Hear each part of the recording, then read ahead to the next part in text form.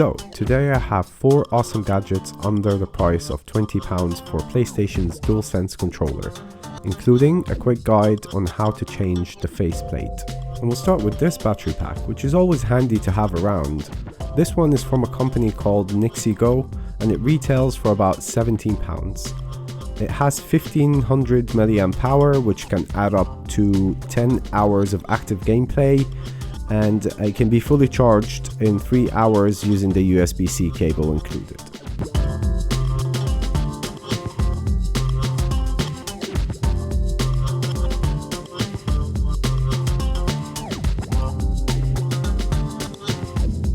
Its compact design makes it lightweight so that it can fit easily in a bag or a purse, and it attaches easily to the Dualsense controller, as you can see there.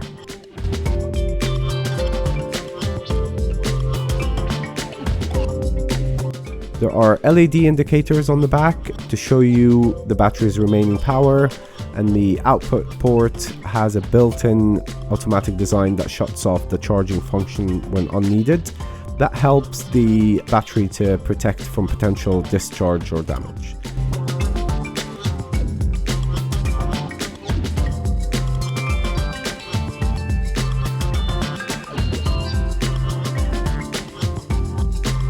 So all in all, I think it's a great accessory to have around, and I will leave a link in the description if you want to check it out.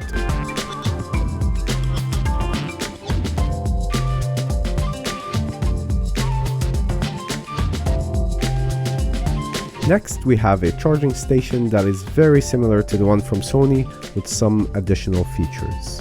At the time of recording, this was on sale on Amazon for about £15.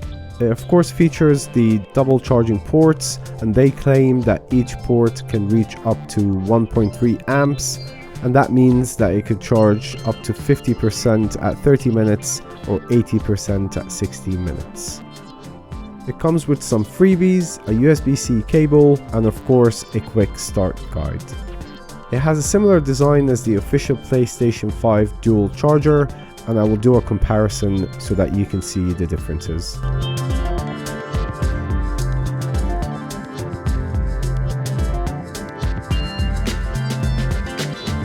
There are 2 LED indicators on the front to show you when the controller is charging or fully charged, and it's powered with the USB-C cable included.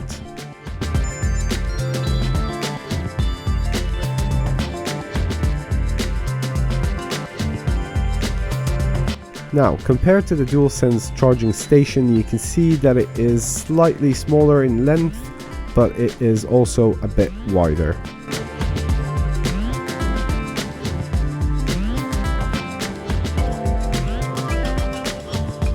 So the one thing that I struggle with on the Sony one is that sometimes it's a bit tricky to easily find the correct spot for the controller to slot in. However, with this one, it took me a second on the first try, so that definitely deserves a thumbs up.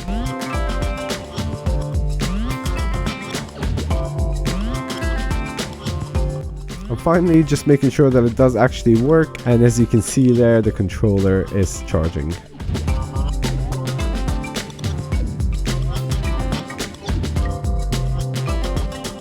Next up, and this is an interesting one, it's a mount clip for your smartphone if you want to use Remoteplay. And the reason why I say it's interesting is because Remoteplay is currently not supported on iOS, but I found a way you can get it to work, and we'll go through that, and don't worry, it's not a hack or a mod. So this one is currently on sale for just over £14.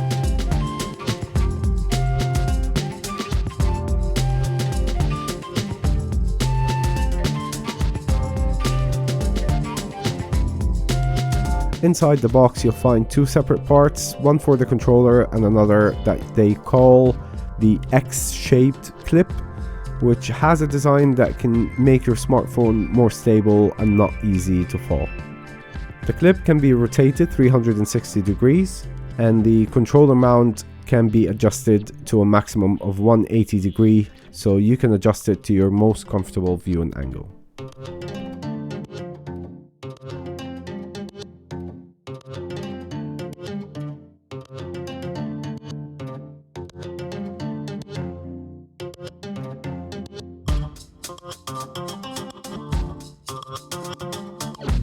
Installing it is very straightforward. The mount just wraps up around the controller and it clips there, and the phone mount just gets screwed in.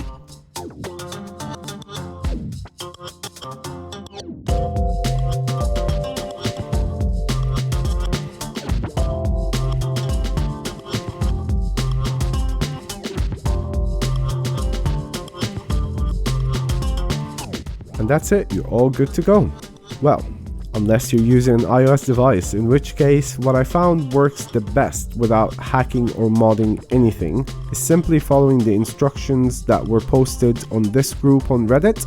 Thank you, Rotisserie, and it works perfectly fine. So feel free to pause there if you want to check it out. Apart from that, everything works fine, and just like everything else in this video, I will leave a link in the description if you want to pick one up for yourself.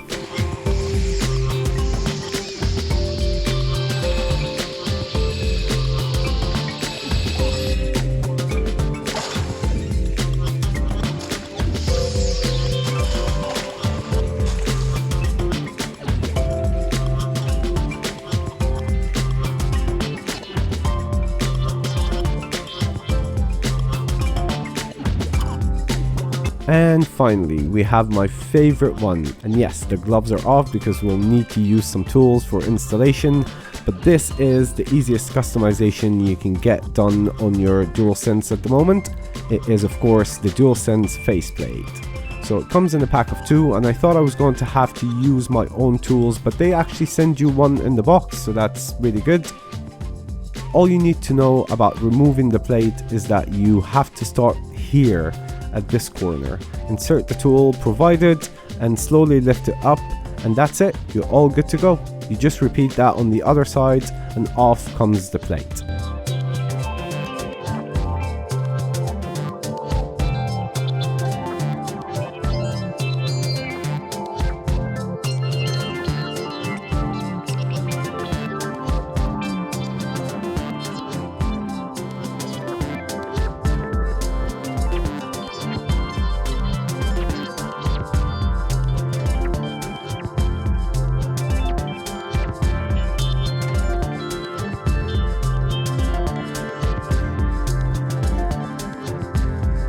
And then when installing the new one, you just have to start with these 2 corners and then press down all around the sides and you are done.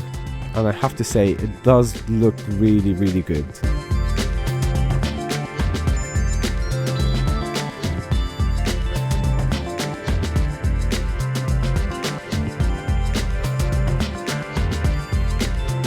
And that's it for this video. Thank you so much for watching, and please let me know if you enjoyed this type of content.